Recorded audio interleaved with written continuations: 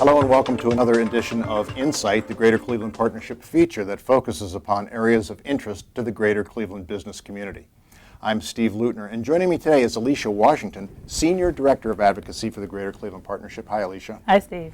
Alicia, today you and I are going to be talking about the recently passed state budget, $71 billion two-year budget.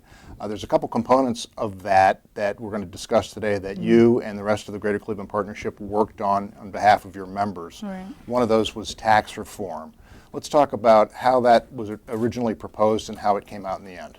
Yeah, so in the executive budget that was released earlier this year, there was a tax reform plan, pretty robust, 23% across the board personal income tax cut. And then as a proposed way to pay for that tax cut, a number of increases to certain tax areas, including the increase of the sales tax rate and expansion of the sales tax, and then an increase of the commercial activities tax, all for the purpose of really trying to drive Ohio towards being a very competitive state that would draw business and individuals to really want to essentially live, work, and play here.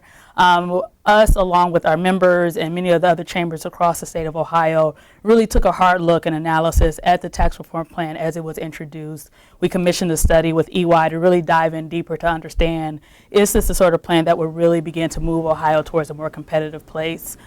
There were concerns that our members expressed to us, and we heard from other chambers around the proposed increase to the sales tax, the expansion of it, as well as the increase of the commercial activities tax, also called the CAT, because those are things that are essential and foundational to business and economic development, and increases on those things at the time did not feel like it would be in the best interest of really moving Ohio towards a more competitive place.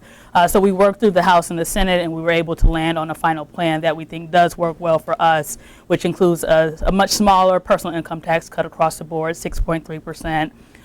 No changes to the sales tax or the commercial activities tax, but some increases in other areas like the cigarette tax, the increase to 35 cents per pack, and other kind of government efficiency methods to really get us to a place where we could fund the tax cut but continue to move Ohio in a good place. You were hearing from your members that they were not enthused about the increase to the sales tax or the CAT tax. Right, okay. right. Another segment of the budget where you and others, because you spend a lot of your time in Columbus on behalf of the Greater Cleveland Partnership, you and others with the GCP worked upon was preservation of the historic preservation tax credit. That's right. You know, some things that you can plan to be on the offense of, this was an issue that we had to be on defense.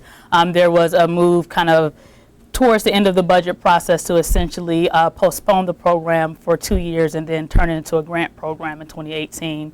The historic preservation tax credit has been an important economic development tool, particularly in urban core places. Downtown Cleveland, for example, has benefited greatly for a lot of the renovation that we've done to a lot of historic buildings through that tax credit. So we know it is a tool that works for development. And seeing that program taken away or converted into a grant, we knew would cause a lot of investor uncertainty in terms of investing in major projects, but then also a lot of angst around making sure that we have the kind of tools that are important to do development. So there was a lot of activity and advocacy from us, as well as a number of other chambers across the state, a lot of groups here locally, and we were able to reverse that proposed change that was put into the budget. There is still language in the budget that looks at creating a study committee, essentially to really understand the feasibility of turning the tax credit into a grant program. So the fight's not over. We will continue to watch for that and continue to do our work to prove the economic benefit of this tax credit program. But it was a big effort, and thanks to a lot of folks that were involved, we were able to at least stop any changes to the tax credit program for now. So it remains in place? It remains in place as is, yes. Well, very good. Thanks, Alicia. Thank you. And thanks for watching another edition of Insight. In the weeks and months to come, we'll be discussing more areas of interest to the greater Cleveland business community.